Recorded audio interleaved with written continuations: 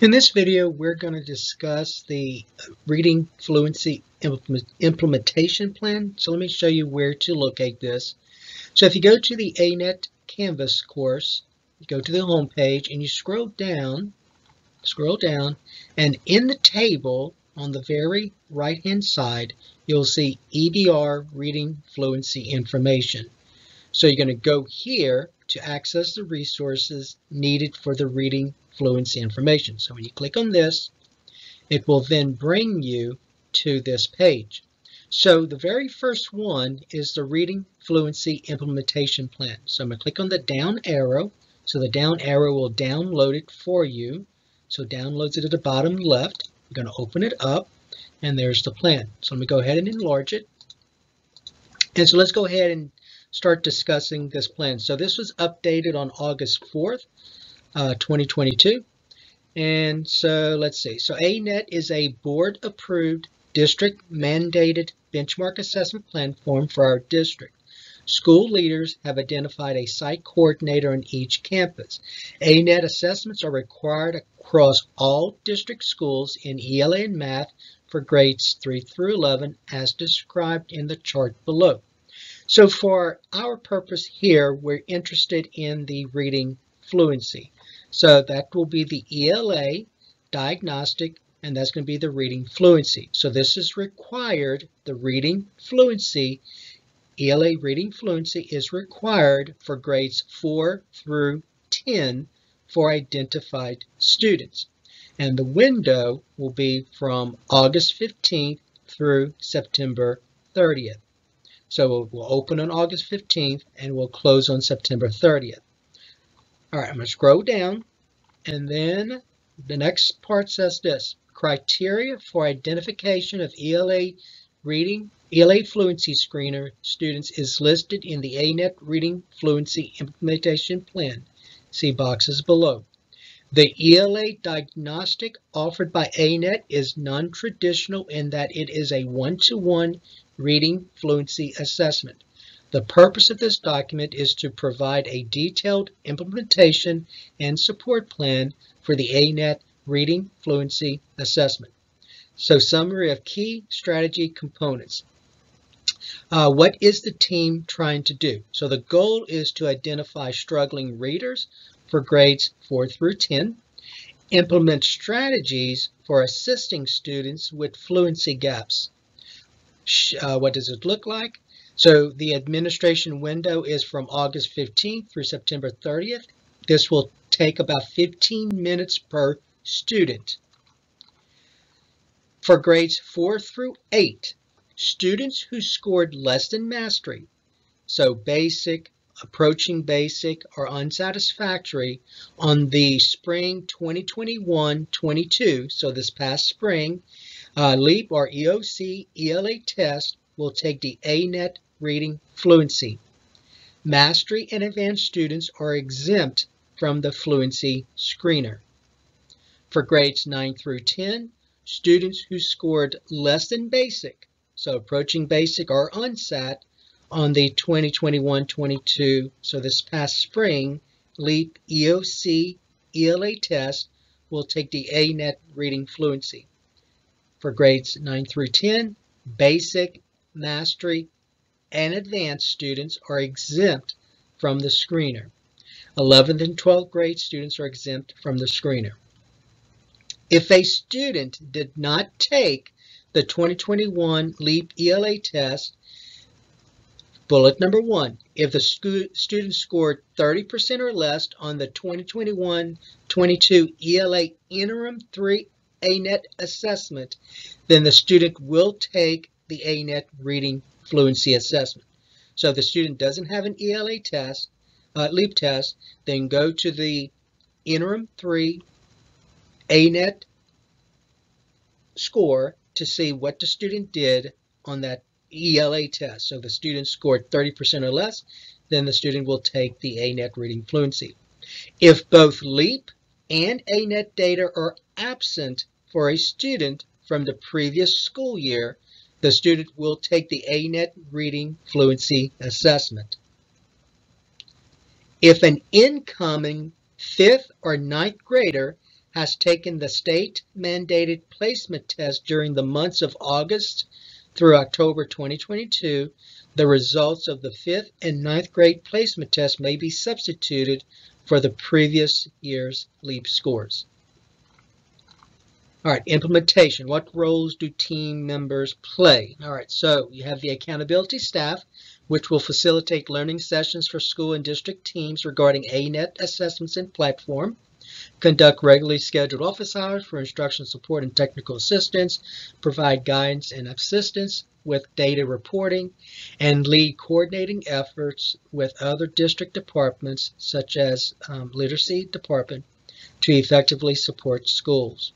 The literacy staff, literacy department, collaborate and coordinate training and support to schools with accountability in other divisions, provide job-embedded learning and support to schools as requested or identified as needed for implementation assistance, assist schools with interpretation of data results, and provide guidance on next steps for teaching and learning as a result of assessment data. School teams. So each school will need an assessment team. Create a school-level assessment team to administer the reading fluency.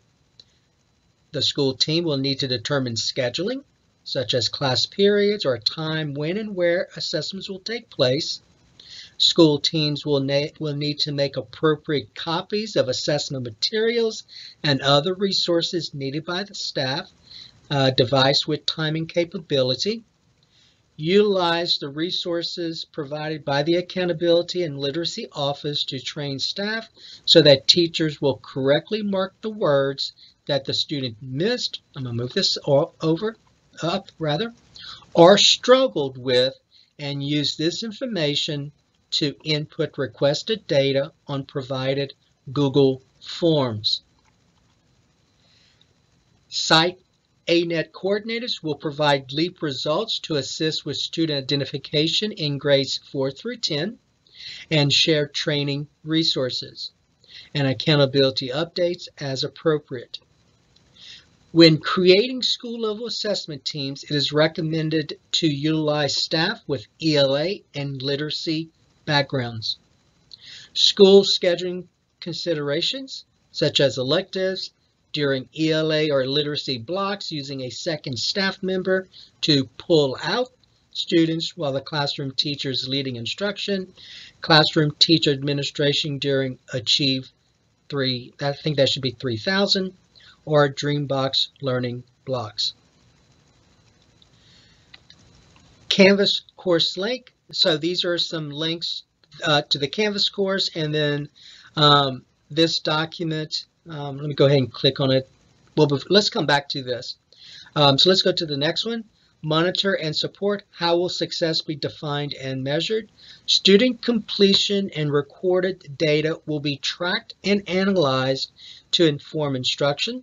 Success in student growth will continue to be tracked, measured, and analyzed through the ongoing completion of ANet interim benchmark assessments. Next part. Potential pitfalls. What potential areas or items could cause concerns that require supports and contingencies? First bullet is on training.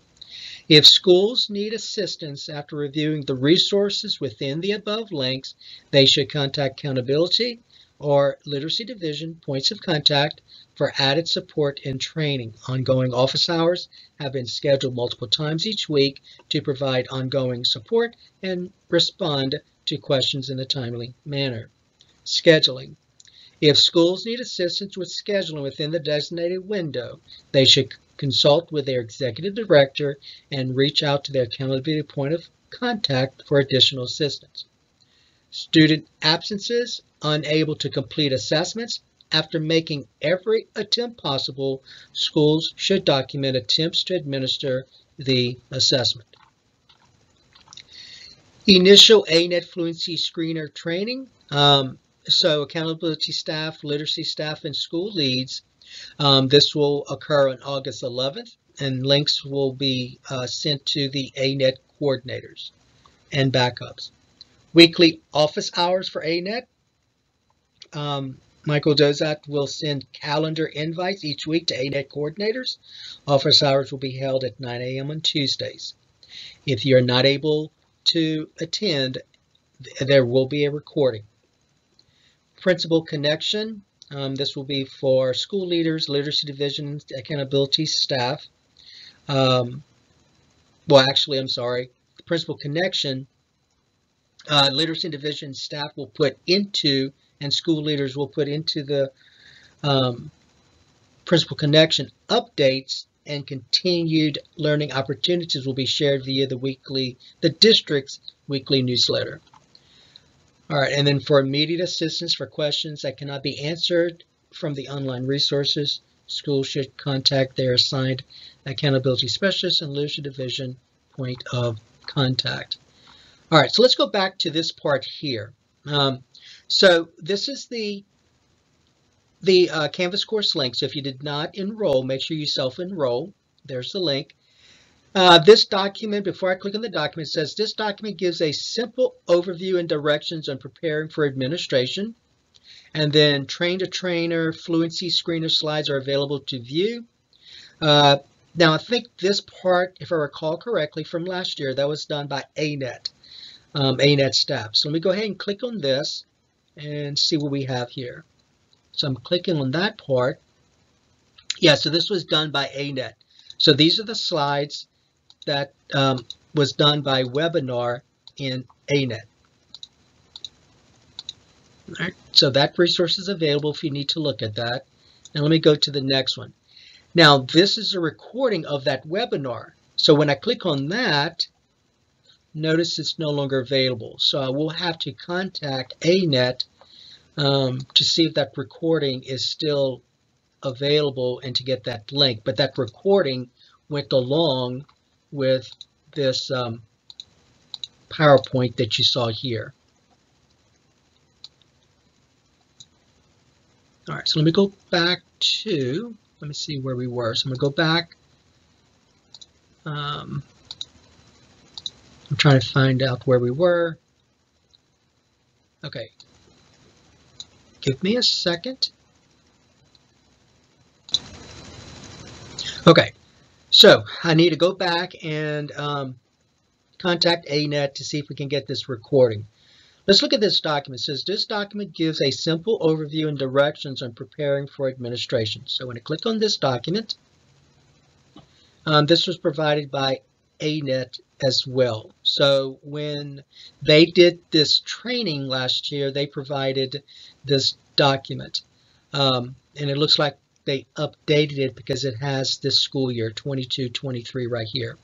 So preparing to administer the ANet Fluency Diagnostic or Fluency Progress Monitoring Assessments. So let me go ahead and expand this.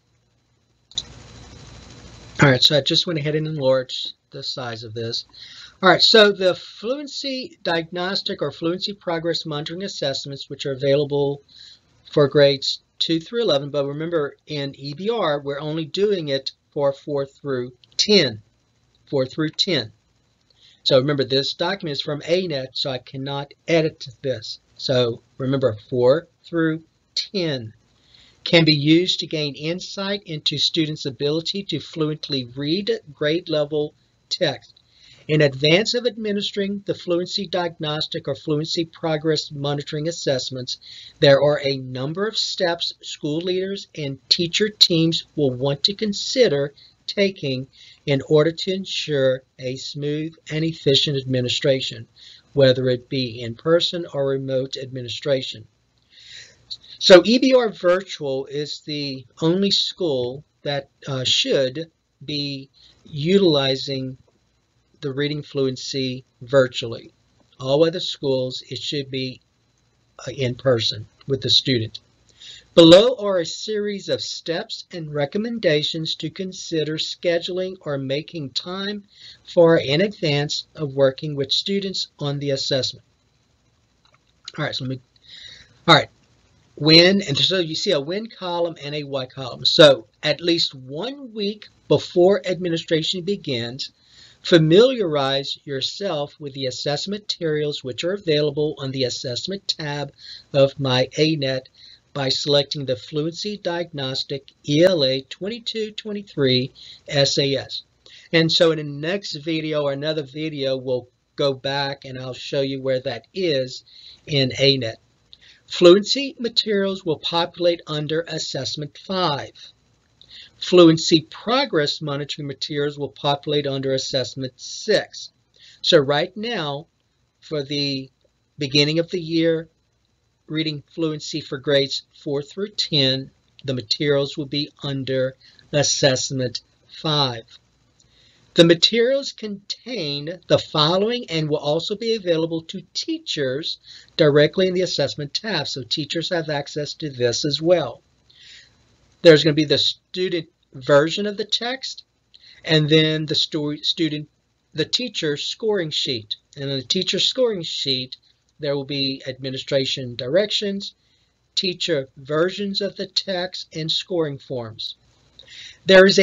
So 1 week before administration begins, watch this video of a sample administration in order to gain a sense of what test administration looks like. So when I click on this, and hopefully the sound from here will be recording, but when I click on this, and you go here, so this is an actual administration. Hi, I'm Emma McCandless, and I'm a sample content administration with ANet and ELA. And this is Teddy. Hi.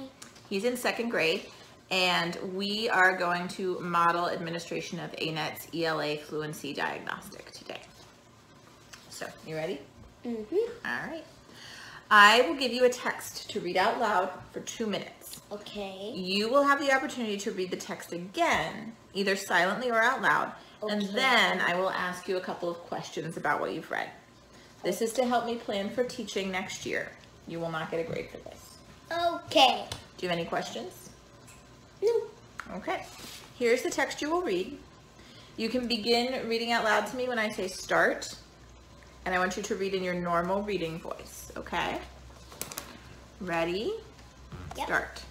Polar bears are the biggest bears in the world. They live in places that are cold and have a lot of snow. Polar bears have white fur that keeps them warm.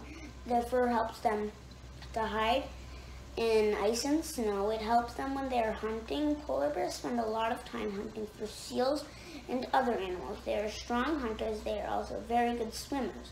Some polar bears can swim for more than 100 miles. Baby polar bears are called cubs. Most polar bear mothers have 2 cubs at a time. When they are born, they are very small. New cubs need their mother to take care of them. She feeds the cubs and keeps them safe. The mother polar bear also teaches the cubs how to hunt for food. The cubs stay with their mother for 2.5 years. Then they are ready to live on their own. Polar bears are in danger. The earth is getting warmer and ice is melting. Polar bears have less ice to hunt on. This means they sometimes cannot find enough food. Some people are trying to help save the polar bears. They pass laws to protect them. Okay, very good. All right, now I want you to read the text again, either silently or out loud, so you can learn as much as you can from it. When you are finished, tell me, and I will ask you about the text. Okay.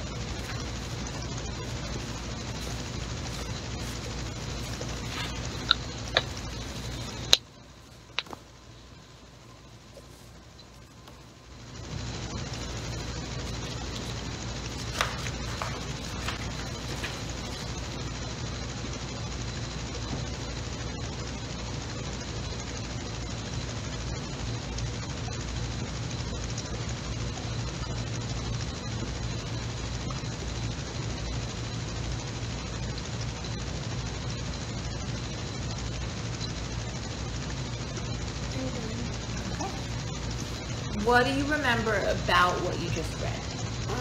That it said the polar bears are in danger in the earth because the earth is getting warmer and they have less and less land to hunt on. They're really good swimmers. They can swim for over 100 miles. Isn't that crazy? And that they're the biggest bears in the world. Until now, I thought BFC was the biggest bear. Anything else? Nope. Okay. Thank you very much. Okay, so you just saw a recording of a sample administration on how you would actually model this, the in-person, the face-to-face administration of the reading fluency.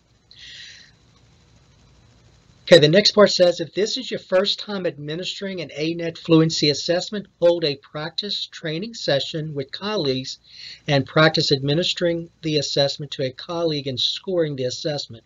If administering in person, practice in person. If administering remotely, practice in that manner. For scoring, consider sharing best practices on how to mark and score sheets as students read, especially when noting words they missed or struggled with. So in the video, you'll notice that the person doing the assessing crossed out a word and put a C above that word. So the student corrected himself, and so that would be counted as a correct word and not a missed word. All right, scoring the fluency assessment. Let me go ahead and move this up a little. All right, scoring the fluency assessment. Remember, this is from ANet. This is ANet's material. We recommend using a spreadsheet in order to score the fluency assessment. You can copy the template spreadsheet and use it to enter and maintain scores. Directions are on the first tab of the spreadsheet. Now, for EBR, for this school year, because we want all the scores, all of the data in one spreadsheet, each person doing the scoring will use a Google form. So I will provide you with the link to the Google form. One will be for grades 4 through 8, and then there's a separate one for grades 9 and 10. In that Google form, all the information that's in this spreadsheet, you're going to have to put in the Google form. You do not have to use the spreadsheet, but let me just show you what that spreadsheet looked like, and this is the one that you used last year. So when I go to this, and so here are the directions, but let me go to a grade, let me just scroll a little bit further and find one with grade, let's say 7. So we're going to look at grade 7 fall. So if you remember last year, what you did was you put the student's name, you did the number of words read correctly, the number of seconds, and then the acumeticity was already recorded for you. So it would record it. So it would calculate it. And then the percentile would automatically be calculated as well. Then you did the comprehension. You had to figure that out. And then you had to figure out the prosody score. And then you had to figure out the overall fluency rating. And then you'd put any notes that you needed to regarding the student. And then all the other stuff you didn't complete. So it's only that the first several columns, A through I or H, that had to be completed, and then I if you wanted to put any additional information to help with planning purposes and instructional purposes. So what we did was, and you did that for every student, each school did it, and each school had to put in their own folder. Well, it became very difficult to put all of that data from each school into one district folder. So this in spreadsheet. So this year we're using a Google form. You can still use this for your own purposes, but you will input this in the Google form, and we're going to talk about that in another video. But I just wanted you to remember that last year this is what you used to keep track of the data. This year we're using a Google form, and we're going to talk about that in another video. So let me go back. Let me see if I can go back real quick. All right, so that was that spreadsheet. So remember, you have to use a Google form. So if you use a spreadsheet, you're still going to have to put this information into a Google form. Okay, then the next part says, develop a schedule for when you administer the diagnostic to students, keeping in mind that each administration will take approximately 15 minutes per student. If administering remotely, which should only be EBR virtual, take into account time needed to schedule with students, call student, and potentially work through any connection issues. Administering to a large number of students, consider availability of aides or other personnel who could support administration. One day before each administration, in person, print out administration materials from the assessment tab in My ANet. And by the way, you can always reach ANet support with this email, or you can call them. There's the phone number. For virtual administration, and this would be for EB or virtual, if administering remotely, download the student text from the assessment tab so you can provide it to the student via email or through an online learning platform used by the school. We recommend conducting the Fluency Diagnostic live over video if possible with each individual student. Within the teaching scoring sheet, the script has been updated to accommodate a virtual setting. And that's it. All right, so let me go back to the previous implementation plan. Let me go back to that document. All right, so this is what we just saw. We just saw that document with that video inside of that document. So I think that was it. So that is the, let me scroll back up. So that is the implementation plan for reading fluency for the upcoming school year. Now remember, the reading fluency is only going to be required for grades 4 through 10 for identified students. And then the breakdown of how to determine those identified students is in this part of the plan. If you have any questions, you can always contact me. You all know my phone number and you all know my email address. And in the next video, we'll talk more about the Google form and where to find the documents in My ANet. Have a great day.